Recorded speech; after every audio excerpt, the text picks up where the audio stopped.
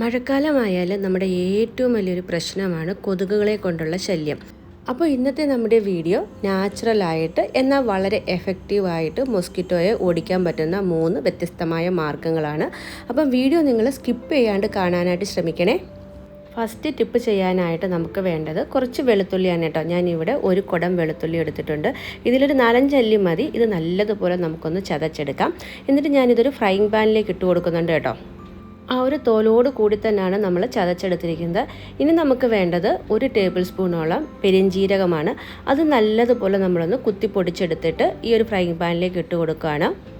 ഇനി നമ്മൾ ഈ 2 ഇൻഗ്രീഡിയൻറ്റും ഉപയോഗിച്ചിട്ട് ഒരു എണ്ണ കാച്ചിയെടുക്കുകയാണ് കേട്ടോ ചെയ്യുന്നത്. അതിനായിട്ട് ഞാൻ എടുക്കുന്നത് നമ്മൾ വീട്ടിൽ പപ്പടം കാച്ചുന്നതും അതുപോലെ തന്നെ സ്നാക്സ് ഒക്കെ ഉണ്ടാക്കിയിട്ട് ബാക്കി വരുന്ന എണ്ണയുണ്ടല്ലോ, ഞാൻ എപ്പോഴും അത് ഇതുപോലൊരു ഡപ്പയിൽ ശേഖരിച്ച് വെക്കാറാണ് ചെയ്യുന്നത്. ഒരു പ്രാവശ്യം നമ്മൾ എണ്ണ ചൂടാക്കി കഴിഞ്ഞാൽ വീണ്ടും നമുക്കത് ഉപയോഗിക്കാനായിട്ട് പറ്റില്ല. പക്ഷേ ഇങ്ങനെയുള്ള ആവശ്യങ്ങൾക്കൊക്കെ നമുക്ക് എടുക്കാം കേട്ടോ.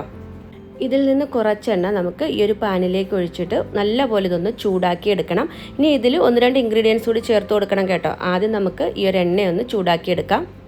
പെരിഞ്ജീരകവും വെളുത്തുള്ളിയും കൂടെ ചൂടായി വരുമ്പം നല്ലൊരു മണമാണ് കേട്ടോ. ഈ ഒരു എണ്ണയുടെ മണം മതി നമ്മുടെ വീട്ടിനുള്ളിലെ കൊതുകും അതുപോലെ തന്നെ ഈച്ചയൊക്കെ ഓടിപ്പോയിക്കോളും. ഇപ്പോൾ അത് നല്ലതുപോലെ നമ്മൾ ആ ഒരു എണ്ണ ചൂടാക്കി എടുത്തിട്ടുണ്ട്. ഇനി നമുക്ക് ഫ്ലെയിം ഓഫാക്കിയതിന് ശേഷം ഇതിലേക്ക് കുറച്ച് മഞ്ഞൾപ്പൊടി ഇട്ട് കൊടുക്കാം. ഞാനിവിടെ ഓർഗാനിക് ആയിട്ടുള്ള മഞ്ഞൾപ്പൊടിയാണ് കേട്ടോ എടുത്തിരിക്കുന്നത്. ഇനി ഇത് നല്ലതുപോലെ മിക്സ് ചെയ്തതിന് ശേഷം നമുക്ക് തണുക്കാനായിട്ട് മാറ്റി വെക്കാം കേട്ടോ. തണുത്തതിന് ശേഷം ഈ എണ്ണ നമ്മൾ നല്ലതുപോലെ ഒന്ന് അരിച്ചെടുക്കുന്നുണ്ട്. ഈ ഒരു എണ്ണ നമുക്ക് എത്ര വേണമെങ്കിലും തയ്യാറാക്കിയിട്ട് സ്റ്റോർ ചെയ്ത് വെക്കാം കേട്ടോ.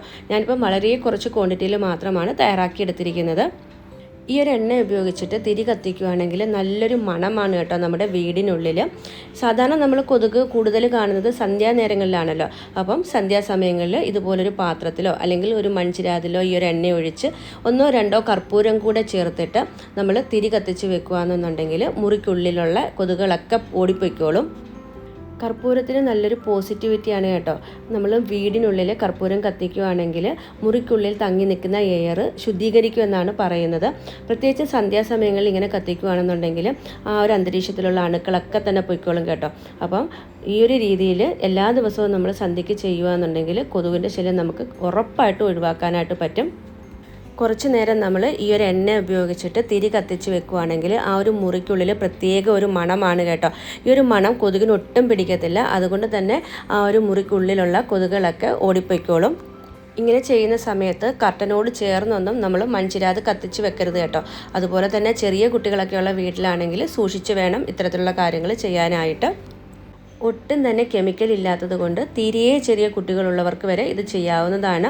വളരെ എഫക്റ്റീവാണ് കേട്ടോ. നിങ്ങൾ ചെയ്ത് നോക്കൂ. ഞാൻ ചെയ്തിട്ട് എനിക്ക് സക്സസ്ഫുൾ ആയിട്ടുള്ള ഒരു ടിപ്പാണ് കേട്ടോ ഇത്. ഇനി നമുക്ക് അടുത്ത ടിപ്പ് നോക്കാം. പണ്ട് കാലം മുതലേ കൊതുകിനെ ഓടിക്കാൻ എല്ലാവരും ചെയ്യുന്നൊരു രീതിയാണ് കേട്ടോ ഇത്.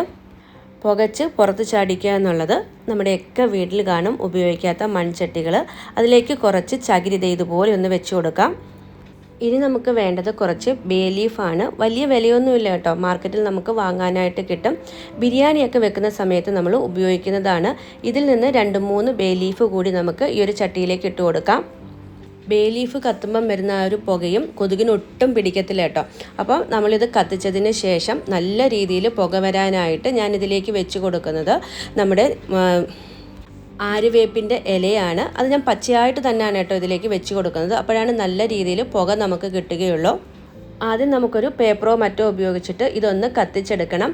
നല്ല ഉണങ്ങിയ ചകിരിയാണെന്നുണ്ടെങ്കിൽ പെട്ടെന്ന് കത്തും കേട്ടോ. ഇനി നമുക്കിതിന് മുകളിലേക്ക് ആര്യവേപ്പിൻ്റെ ഇല വെച്ച് കൊടുക്കാം. ആര്യവേപ്പിൻ്റെ മണവും കൊതുകിന് ഒട്ടും പിടിക്കത്തില്ല. അപ്പം നമ്മുടെ ഈ ഒരു ബേ ലീഫും ആര്യവേപ്പിൻ്റെ ഇലയും കൂടെ ആകുമ്പം നല്ലൊരു എഫക്റ്റാണ് കേട്ടോ കിട്ടുന്നത്. എല്ലാ ദിവസവും വൈകിട്ട് നമുക്ക് ഈ ഒരു രീതിയിൽ വീട് മൊത്തത്തിൽ നമുക്ക് പുകയ്ക്കാവുന്നതാണ്. പ്രത്യേകിച്ചും കൊതുകുകളൊക്കെ ഒളിഞ്ഞിരിക്കുന്ന കർട്ടൻ്റെ കീഴിൽ, നമ്മുടെ ഡൈനിങ് ടേബിളിൻ്റെ അടിയിൽ, ബെഡിൻ്റെ അടിയിലൊക്കെ തന്നെ നമുക്ക് ഈ ഒരു പുക എത്തിക്കാവുന്നതാണ്. ഇങ്ങനെ നമ്മൾ വീടിനുള്ളിൽ പുകയ്ക്കുന്നത് കൊണ്ട് കരിയൊന്നും പിടിക്കത്തില്ല കേട്ടോ. വർഷങ്ങളായിട്ട് പലരും ചെയ്തു നോക്കുന്ന നല്ല എഫക്റ്റീവായിട്ടുള്ളൊരു രീതിയാണ്. ഞാൻ സാധാരണ മഴക്കാലമായി കഴിഞ്ഞാൽ എല്ലാ ദിവസവും സന്ധ്യാനേരങ്ങളിൽ ഇതുപോലെ വീടിനുള്ളിൽ പുകയ്ക്കും. അതിനുശേഷം ഡോറും വിൻഡോയും ഒക്കെ നല്ലതുപോലെ അടച്ചതിന് ശേഷം നമ്മൾ ആദ്യം കാണിച്ച ടിപ്പുണ്ടല്ലോ, അതുപോലെ ഒരു എണ്ണ തയ്യാറാക്കിയെടുത്തിട്ട് മുറിക്കുള്ളിൽ ഒരു മൺചിരാത് കത്തിച്ച് വെക്കും. നമ്മൾ ഇത്രയും ചെയ്ത് കഴിഞ്ഞാൽ തന്നെ നമ്മുടെ വീടിനുള്ളിൽ ഒരു കൊതുക് പോലും ഉണ്ടാവത്തില്ല. അകത്തൊക്കെ പുകച്ചതിന് ശേഷം ആ ഒരു മൺചട്ടി നമുക്ക് വീടിൻ്റെ പുറത്ത് വെക്കാം. ഇനി നമുക്ക് മൂന്നാമത്തെ രീതി നോക്കാം. മൂന്നാമത്തെ രീതിയിൽ നമ്മൾ ശരീരത്തിലൊക്കെ തേക്കാൻ പറ്റുന്ന ഒരു എണ്ണയാണ് കേട്ടോ തയ്യാറാക്കിയെടുക്കുന്നത്. അതിനായിട്ട് നമുക്ക് വേണ്ടത് കുറച്ച് ആര്യവേപ്പിൻ്റെ ഇലയാണ്. പുഴുക്കളും പ്രാണികളും ഒന്നുമില്ലാന്ന് ഉറപ്പാക്കിയതിന് ശേഷം ഒരു കൈയോളം ആര്യവേപ്പിൻ്റെ ഇല മിക്സിയുടെ ജാറിലേക്ക് ഇട്ട് കൊടുക്കാം. ഇതിലൊട്ടും തന്നെ വെള്ളമൊന്നും ചേർക്കാണ്ട് നമ്മളിതൊന്ന് ചതച്ചെടുക്കുന്നുണ്ട്. ഈ ഒരു എണ്ണ നമുക്ക് എത്ര കാലം വേണമെങ്കിലും സൂക്ഷിച്ച് വെച്ചിട്ട് ഉപയോഗിക്കാവുന്നതാണ്, ചീത്തയാവത്തില്ല. നമ്മൾ പൊടിച്ചെടുത്ത ആര്യവേപ്പിൻ്റെ ഇല ഞാനൊരു ഫ്രൈയിങ് പാനിലേക്ക് ഇട്ട് കൊടുത്തിട്ടുണ്ട്. ഇനി ഞാനിതിലേക്ക് കുറച്ച് വെളിച്ചെണ്ണയാണ് കേട്ടോ ഒഴിച്ചു കൊടുക്കുന്നത്. കാരണം നമ്മളിത് ശരീരത്തിൽ തേക്കാനുള്ളൊരു എണ്ണയാണല്ലോ തയ്യാറാക്കിയെടുക്കുന്നത്. ഇനി നമുക്ക് ഈ ഒരു എണ്ണയും ആര്യവേപ്പിൻ്റെ ഇലയും കൂടെ നല്ലതുപോലെ ഒന്ന് ചൂടാക്കി എടുക്കണം. ഒരുപാട് സമയമൊന്നും വേണ്ട കേട്ടോ, നമുക്ക് വളരെ പെട്ടെന്ന് ഈ ഒരു എണ്ണ കാച്ചിയെടുക്കാനായിട്ട് കഴിയും. നമ്മുടെ ശരീരത്തിൽ ഈ ഒരു എണ്ണ തേച്ച് കഴിഞ്ഞാൽ ഒരു കൊതുക് പോലും നമ്മളെ കടിക്കത്തില്ല കേട്ടോ. ചെറിയ കുട്ടികൾക്ക് പോലും ഉപയോഗിക്കാൻ പറ്റുന്ന നല്ല എഫക്റ്റീവായിട്ടുള്ള ഒരു ഓയിലാണ്. ദേ ഇപ്പം നമ്മുടെ എണ്ണ ഇവിടെ തയ്യാറായിട്ടുണ്ട്. ഇനി ഫ്ലെയിം ഓഫാക്കിയതിന് ശേഷം 2 കർപ്പൂരം കൂടെ ഞാൻ ഈ ഒരു എണ്ണയിലേക്ക് പൊടിച്ചിട്ട് കൊടുക്കുന്നുണ്ട് കേട്ടോ. കർപ്പൂരം ആ ഒരു ചൂടെണ്ണയിൽ കിടന്ന് തന്നെ അലിഞ്ഞോളും. ഇനി നമുക്ക് ഈ ഒരു എണ്ണ നല്ലതുപോലെ തണുത്തതിന് ശേഷം അരിച്ചെടുത്ത് നല്ല എയർ ടൈറ്റ് ആയിട്ടുള്ളൊരു കുപ്പിയിൽ സ്റ്റോർ ചെയ്യുകയാണെങ്കിൽ എത്ര കാലം കഴിഞ്ഞാലും നമുക്ക് ഉപയോഗിക്കാൻ കേട്ടോ, ഒട്ടും തന്നെ ചീത്തയാവത്തില്ല. തീരെ ചെറിയ കുട്ടികൾക്ക് മുതൽ പ്രായമായവർക്ക് വരെ നമ്മുടെ ശരീരത്തിൽ തേക്കാൻ പറ്റുന്ന നല്ല എഫക്റ്റീവ് ആയിട്ടുള്ളൊരു ഓയിലാണ്. കൊതുകിനെ ഓടിക്കാൻ മാത്രമല്ല കേട്ടോ, നമ്മുടെ സ്കിൻ റിലേറ്റഡ് ആയിട്ടുള്ള ഒരുപാട് പ്രശ്നങ്ങൾക്ക് ഈ ഒരു ഓയിൽ പരിഹാരമാണ്. അപ്പോൾ നമ്മുടെ വീട്ടിലുള്ള കൊതുകിനെ ഓടിക്കാൻ ഈ ഒരു 3 ടിപ്പുകൾ ചെയ്താൽ മാത്രം മതി കേട്ടോ. സന്ധ്യയാകുമ്പോൾ ഈ ഒരു എണ്ണ നമ്മുടെ കയ്യിലും കാലിലും ഒക്കെ നല്ലതുപോലെ തേച്ച് കൊടുക്കുക. പിന്നെ നമ്മൾ കാണിച്ചതുപോലെ വീടിനുള്ളിൽ നല്ലതുപോലെ പുകച്ചതിന് ശേഷം നമ്മൾ ആദ്യം തയ്യാറാക്കിയ പോലെ ഒരു എണ്ണ തയ്യാറാക്കിയിട്ട് മൺചിരാതിൽ കത്തിച്ച് മുറിക്കുള്ളിൽ വെക്കുക. ഇത്രയും ചെയ്ത് കഴിഞ്ഞാൽ ഒരു മോസ്കിറ്റോ റിപ്പലൻ്റെയും ആവശ്യമില്ല. വളരെ നാച്ചുറലായിട്ട് തന്നെ നമുക്ക് കൊതുകിനെ ഓടിക്കാനായിട്ട് കഴിയും. അപ്പോൾ ഇന്നത്തെ നമ്മുടെ വളരെ യൂസ്ഫുൾ ആയിട്ടുള്ള ഈ ഒരു വീഡിയോ നിങ്ങൾക്ക് ഇഷ്ടപ്പെട്ടിട്ടുണ്ടെങ്കിൽ തീർച്ചയായിട്ടും ലൈക്ക് ചെയ്യാനായിട്ട് മറക്കരുത്. ഒപ്പം തന്നെ നിങ്ങളുടെ ഫ്രണ്ട്സിനും ഫാമിലിക്കും ഒക്കെ ഒന്ന് ഷെയർ ചെയ്ത് കൊടുത്തോളൂ.